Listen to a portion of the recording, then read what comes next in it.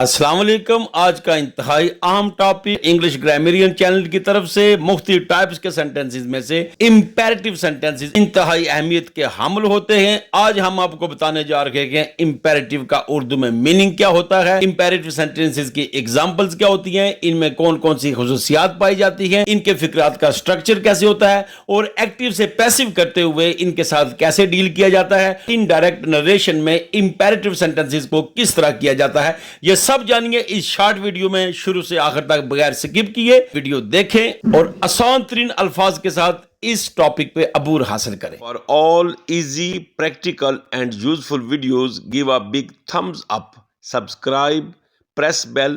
Thanks a lot. تو سب سے پہلا موضوع what's the meaning of imperative. Imperative کا اردو میں مطلب کیا ہوتا ہے؟ اس کا مطلب لازمی, انتہائی ضروری اور اہم ہوتا ہے, یعنی کہ کسی بھی کام کو زور دینے کے لیے, تاکید کرنے کے لیے اس کا استعمال کیا جاتا ہے. Imperative sentence in English grammar. An imperative sentence gives a command. یہ کوئی حکم دیتے ہیں. Makes a request. یہ کوئی درخواست کرتے ہیں. Shows an advice. کسی نصیحت کا اظہار کرتے ہیں. Or offers instructions. یا کوئی ہدایات جاری کرتے ہیں. لہذا اس سے یہ بات ہمیں سمجھ آئی جو imperative sentence ہوتا ہے اس میں کسی حکم, درخواست, نصیحت یا کوئی ہدایات جاری کرنے کا ذکر ہوتا ہے. It tells someone what to do or not to do. اس میں یہ بات بتائی جاتی ہے کیا کرنا ہے اور کیا کچھ نہیں کرنا. Using the base یعنی first form of the verb کی پہلی فارم کا استعمال ہوتا ہے. And usually implying the subject you. اس میں بظاہر سٹارٹ میں سبجیکٹ کا ذکر نہیں ہوتا, لیکن حقیقتاً اس میں یو کی طرف اشارہ ہوتا ہے جب بھی کبھی صادر ہوتا ہے. در پردہ یو کا سبجیکٹ پوشیدہ ہوتا ہے. Features of imperative definition. Sentence structure. Implied subject. The subject is generally not explicitly stated. یعنی اس میں واضح طور پر سبجیکٹ کا اظہار نہیں ہوتا, but understood to be you. لیکن یہی سمجھا جاتا ہے کہ you اس کا مخاطب ہوتا ہے. جیسے ہم کہتے ہیں اوپن دا ڈور, دروازہ کھولو, حالانکہ اس میں یو کا ذکر نہیں ہے, لیکن یہی ذکر ہے کہ ہم جس سے بات کر رہے ہوتے ہیں اس کو یہ کہنا چاہتے ہیں کہ آپ دروازہ کھولیں. شٹ دا ڈور, آپ دروازہ بند کریں. لہذا در پردہ یو کا سبجیکٹ پوشیدہ ہوتا ہے. نمبر 2, ورب ان بیس فارم. دا ورب اپیئرز ان دا بیس اور infinitive form. Example given open, close اور ڈو. یعنی کہ ہمیشہ اس کا سٹارٹ ورب کی فارم سے ہوتا ہے, اور وہ فارم کون سی ہوتی ہے؟ وہ فارم فرسٹ فارم ہوتی ہے. لہذا وہ کام کرنے کے لیے فرسٹ فارم کا اظہار ہوتا ہے, یعنی بیس فارم لگائی جاتی ہے ان فقرات کی تشکیل کے لیے. کمانڈز, ریکویسٹ اور انسٹرکشن. ان فقرات میں کوئی حکم, درخواست یا ہدایت کا ذکر ہوتا ہے. These sentences are used to give orders.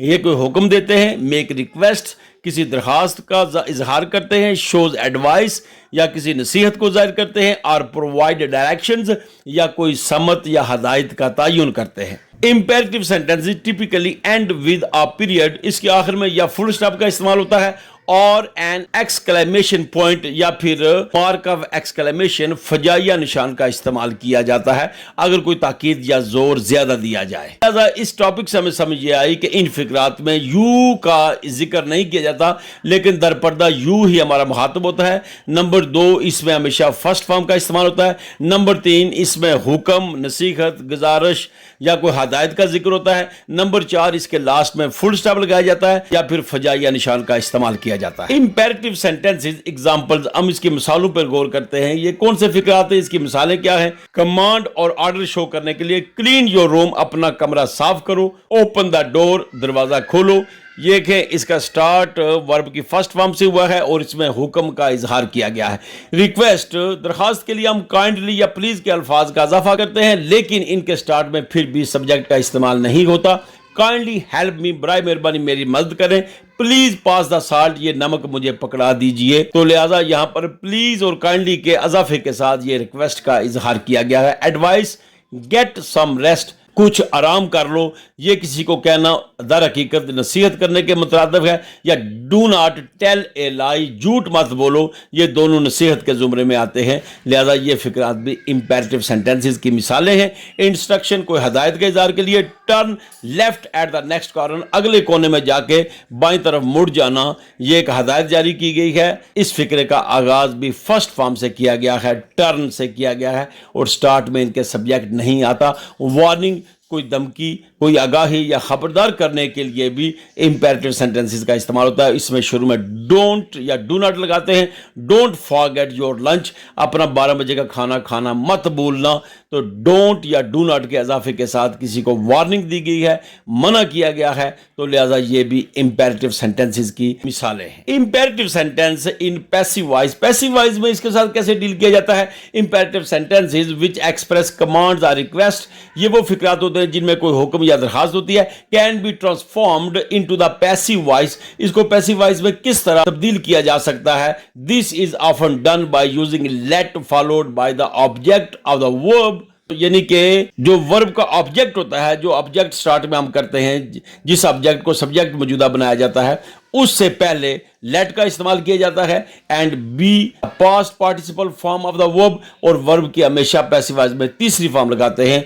For example close the door, यानी कि दरवाजा बंद करो। लेट लगाया गया, फिर हमने दी डोर जो ऑब्जेक्ट था उसको सब्जेक्ट बना दिया पैसिव वॉइस में, तो उसका नंबर आया। लेट के बाद उसकी बारी आएगी लेट द डोर, फिर बी का इस्तेमाल किया गया, फिर third form closed, let the door be closed. जैसा कि हम आपको बता चुके कि इंपेरेटिव सेंटेंसेस को जब एक्टिव से पैसिव में चेंज करना है तो सबसे पहले आपने लेट लिखना है, उसके बाद आपने ऑब्जेक्ट जिसको आप सब्जेक्ट बनाया है वो लिखना है, फिर बी लिखना है, और लास्ट में आपने वर्ब की थर्ड फॉर्म लिखनी होती है। इसी को फॉलो करते हुए इन मसालों पे गौर करें, जैसे कि do it, let it be done. इसी तरह शट द डोर, लेट लगा के उसके बाद ऑब्जेक्ट द डोर है वो लिखा, लेट द डोर, फिर बी, और फिर शट की थर्ड फॉर्म भी शट ही होती है, let the door be shut.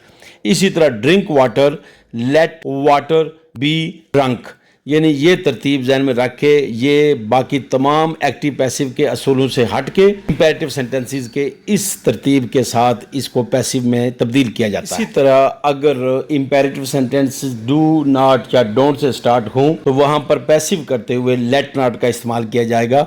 जैसे ये फिक्रा है, do not waste your time, let not your time B wasted.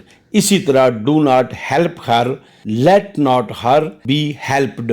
याद रखें, लेट वाले सेंटेंस में चाहे लेट हो या लेट नॉट हो, उसके बाद ऑब्जेक्टिव केस आता है प्रोनाउन का, लिहाजा हर का हर ही लिखा जाएगा। शी लिखने की गलती आपने नहीं करनी।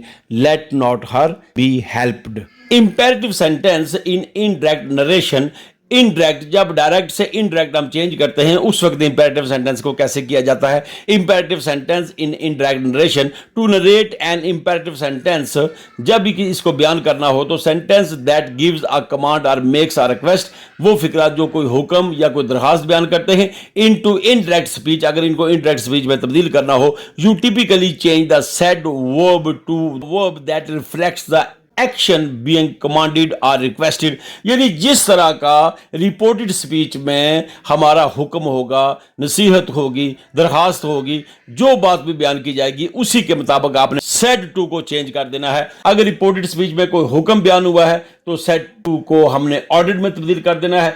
अगर इस रिपोर्टेड स्पीच में किसी रिक्वेस्ट का इजहार है तो हमने सेड टू को रिक्वेस्टेड में तब्दील कर देना है। अगर वहां पर कोई नसीहत वगैरह बयान की गई है तो फिर सेड टू को एडवाइज्ड में तब्दील किया जाएगा before the main verb in the indirect speech forming an infinitive.